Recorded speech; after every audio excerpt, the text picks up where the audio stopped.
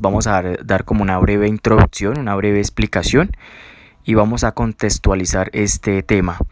Bueno, el ciclo de Carnot está realizado conformado. Se hizo un estudio avalado directamente por Nicolas Sadi-Carnot. Normalmente fue llamado Sadi-Carnot, fue un físico e ingeniero francés, pionero en el estudio de la termodinámica. Se le reconoce hoy en día como el fundador o padre de la termodinámica. Bien.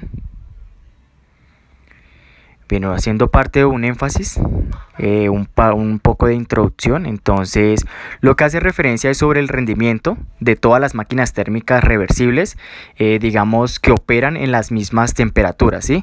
Independientemente del sistema físico que correspondan en las máquinas. También digamos puede ser un gas ideal sometido a unas compresiones o expansiones que pueden ser digamos un material paramagnético sometido a campos magnéticos variables. ¿Listo? Este resultado de por sí, digámoslo así, bastante contundente, nos permite además calcular el rendimiento máximo que puede tener una máquina térmica.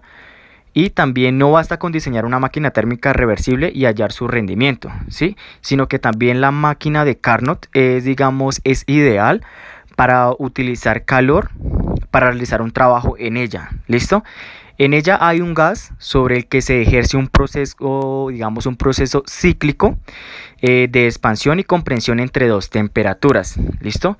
El ciclo termodinámico utilizado se denomina como ciclo de Carnot y fue, como ya le indicaba, fue descubierto por Sadi-Carnot alrededor máximo en el 1820. Listo, también existen varias posibilidades de ciclo. Está el ciclo de Stirling, el ciclo de Ericsson, por ejemplo, pero aquí descubriremos o hablaremos más sobre el ciclo de Carnot, ya que es como el más importante entre todos estos ciclos que existen. Bueno, bien, entonces en este caso lo que tenemos son los procesos los cuales vamos a explicar.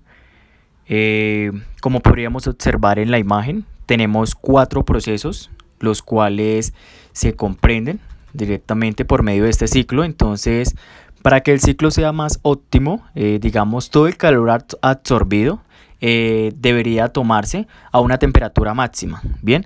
Y todo el calor, digamos, que ingresa, ese calor va a salir de acuerdo a unas temperaturas de focos que tenemos.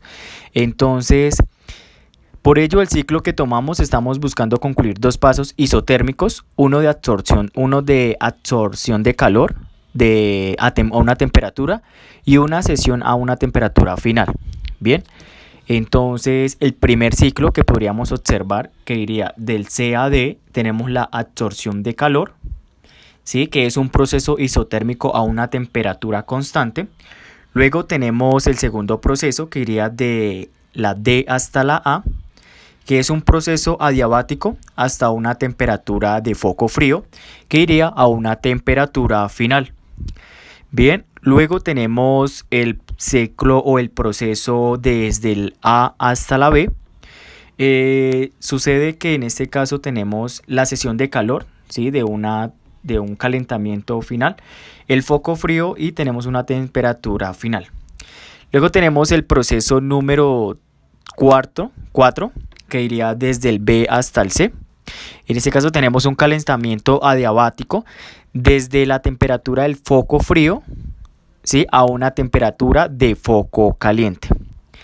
Bien, entonces, como podríamos concluir, tenemos el primer proceso llamado compresión isotérmica. En este caso, la compresión isotérmica es un proceso por el cual la presión y el volumen de un gas cambian, ¿sí? Pero, digamos, acá la temperatura se permanece totalmente constante. El cambio de estado de un gas puede producirse en diferentes formas. La presión aumenta en función de la temperatura, pero el volumen permanece totalmente constante. Bien, digamos la compresión mediante el cual la temperatura. Luego acá tenemos lo que es el proceso número 2, que sería la compresión adiabática, que iría desde el proceso 2 al proceso número 3. Bien, que iría desde el B hasta el C. El término adiabático se refiere a los elementos que impiden la transferencia de calor en el entorno, ¿bien? Como por ejemplo una pared que con aislamiento se aproxima bastante a un límite adiabático, ¿sí? El calentamiento y enfriamiento adiabático son procesos, digamos, que comúnmente ocurren debido al cambio de presión de un gas. Listo, entonces en la termodinámica se designa como un proceso adiabático, digámoslo así, es aquel en el cual el sistema termodinámico, generalmente un fluido, realiza un trabajo, pero en dicho caso no intercambia calor. Bien, luego tenemos el tercer proceso que se llamaría la expansión isoterma, que iría desde el punto C hasta el punto número D. Bien, entonces la expansión isoterma, acá ya hace referencia como la energía interna de un gas ideal, ¿sí? Solo depende de la temperatura, digamos, esta permanece constante a la temperatura isoterma, ¿sí? Digámoslo así, el calor tomado de un foco es igual a un trabajo que está realizando un gas. Bien, entonces la expansión isoterma también hace referencia como un gas ideal que puede llevarse a cabo colocando un gas en contacto térmico con otro sistema de capacidad calorífica, ¿sí? Muy grande o a la misma temperatura que el gas. Digamos, ese proceso también se conoce como foco calorífico. De esta manera el calor se transfiere muy lentamente, digamos, permitiendo que el gas se expanda realizando un trabajo. Bien, digamos, también lo podríamos llamar que, digamos, la temperatura va, como le indicaba, va a permanecer constante, va a ser igual. La transferencia de calor dentro o fuera del sistema generalmente ocurre a una velocidad tan lenta para ajustarse, digamos, continuamente a la temperatura del depósito a través de un intercambio de calor. Si cada uno de estos estados se va a mantener en equilibrio térmico. Luego tenemos el cuarto proceso, que es la expansión adiabática, que ya iría como el proceso final. Acá la temperatura se asigna como un proceso adiabático, ¿sí? Es aquel en el cual el sistema termodinámico no intercambia calor con su entorno. Esto ya es un proceso adiabático que, digamos, además es reversible y se conoce como un proceso digamos, un proceso isentrópico. Bien. Buen día, mi nombre es Johan Solano. Bueno, en este caso lo que vamos a hacer ya directamente es la explicación del ciclo. Como podemos observar, se divide en 4 fases, la A, B, C y D. Acá podemos observar cómo está catalogada cada una. Vamos a empezar por la primera, dándole la explicación directamente a esta fase. Lo que nos da a explicar la fase número 1, digamos, del proceso A al proceso B, es que, digamos, el gas acá se encuentra digamos, en un mínimo volumen del ciclo y a una temperatura constante. Acá la temperatura va directamente constante y de la fuente caliente, ¿sí? Acá se va a transferir calor a un cilindro, haciendo que el gas se expanda, y al expandirse el gas tiende a enfriarse. Bien, luego tenemos el proceso número 2, que va desde el B hasta el proceso número C. A partir de aquí el sistema se aísla térmicamente, con lo que hay una transferencia de calor en el exterior. Digamos, esta expansión adiabática hace que el gas se enfríe hasta alcanzar exactamente una temperatura. Bien, al momento en el que el gas alcanza esa temperatura, el volumen se vuelve máximo. Luego tenemos el proceso 3, que va desde el C al proceso D, que ya llamada la comprensión isoterma. Acá la comprensión isoterma, digamos, acá se pone en contacto el sistema de la fuente de calor de la temperatura número 2, ¿sí? Entonces acá el gas comienza como a expandirse y no aumenta la temperatura. Acá no aumenta la temperatura y se realiza un trabajo sobre el sistema. Acá ya podemos obtener un trabajo, como podemos observar, que ya empieza a ascender.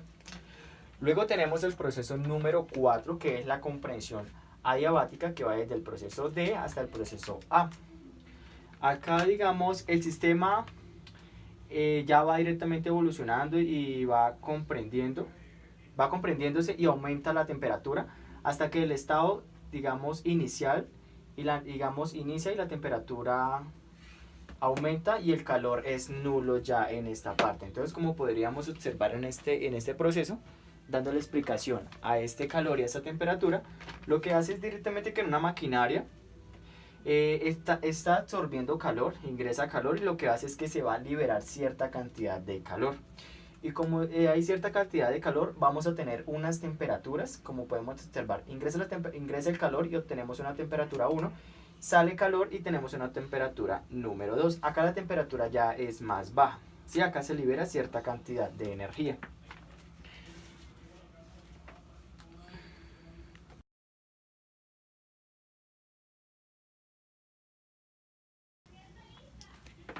Bien, entonces como dice el ejercicio, es lo siguiente. La figura muestra que el ciclo de Carnot tiene una temperatura directamente de 207 grados. Bien, y luego nos dice que tiene una temperatura 2 directamente de menos 153 grados Celsius. Lo que tenemos que hacer directamente para calcular la eficiencia de los ciclos de Carnot directamente de un trabajo establecido, todas las temperaturas se tienen que dar en Kelvin. Bien, entonces, de 207 grados Celsius lo convertimos a grados Kelvin, nos va a dar un total de 480 grados Kelvin. Bien. Luego nos dice que tenemos una temperatura 2 de menos 153 grados Celsius. Lo que nos va a dar es directamente una temperatura de 120 grados Kelvin. Bien, entonces ahora lo que tenemos que hacer es reemplazar, utilizar la fórmula como las más eficientes. En este caso nos dice que la eficiencia se calcula directamente por 1 menos la temperatura B sobre la temperatura A. Bien, entonces lo que vamos a hacer es directamente reemplazar y esto nos va a dar lo siguiente. Decimos que 1 menos 120 sobre 480 grados Kelvin, lo que nos va a dar directamente una respuesta de directamente de 0,75. También podemos decir, lo podemos calcular en porcentaje, también lo podríamos decir que nos daría 75% de eficiencia directamente de ese ciclo cuando nos dan dos temperaturas.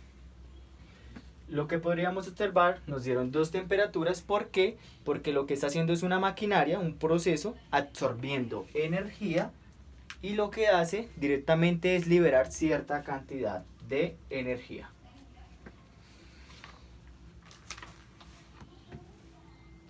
Buenas noches, mi nombre es Andrés Gómez. Yo les expondré acerca de las aplicaciones del ciclo de Carnot. El ciclo de Carnot suele tener varias aplicaciones. No suelen ser muy complejas, incluso algunas las solemos ver en nuestra vida cotidiana, como hay otras que se suelen ver en ámbitos industriales. Este suele ser un poco famoso, ya que permite las leyes de la física, en específico la segunda ley de la termodinámica. Estas tiene cuatro procesos, las cuales son indispensables para su funcionamiento, las cuales en caso de que alguna falle, pues no sería posible. Para iniciar tenemos la expansión isoterma. En esta situación inicia el gas, se encuentra a la máxima presión, mínimo volumen y a la máxima temperatura. El contacto con el foco, el gas se expande de forma isoterma, por lo que absorbe calor de la fuente. Continuando, tenemos la expansión adiabática. Esta quiere decir que se aísla térmicamente el recipiente que contiene el gas, así que continúa expandiéndose, pero en esta etapa se consigue además que el gas disminuya su temperatura. También tenemos la compresión isoterma. En esta etapa se comprime el gas y manteniendo constante la temperatura, dada que esta situación el gas cede calor al foco frío. Al igual, para finalizar, tenemos la compresión adiabática. Esta aísla térmicamente el sistema y permite comprimir y aumentar su temperatura hasta el estado final. Esta es una de las aplicaciones. Aquí vemos cómo se cumplen las cuatro fases que son necesarias para su funcionamiento. Esta es una máquina térmica. Podemos ver que en el depósito está caliente, el gas se producirá, el trabajo aumenta su temperatura y presión. Después será introducido en la máquina térmica donde se expandirá o sufrirá una combustión que empuja el émbolo produciendo un trabajo mecánico. El resto de energía será enviado al depósito frío con el fin de disminuir su temperatura y renovar el ciclo. Esto permite que el ciclo sea infinito hasta que el calor siga constante y no disminuya. Este es un buen motor, el cual se suele emplear en muchos lugares y muchos ámbitos de trabajo. Otra aplicación, pero ya de manera inversa, tenemos el refrigerador de Carnot. Este, como lo dijimos, funciona de manera inversa, ya que opera en sentido inverso al de la máquina de Carnot. Este motor extrae el calor de la fuente y lo cede a la fuente caliente, en contra de la tendencia natural del flujo de calor, por lo que es necesario invertir trabajo externo para que sea esto posible.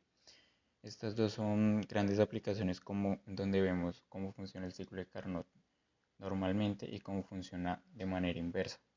Ambas son grandes aplicaciones, se suelen emplear bastante y ya, con esto finalizamos la exposición. Muchas gracias por su atención.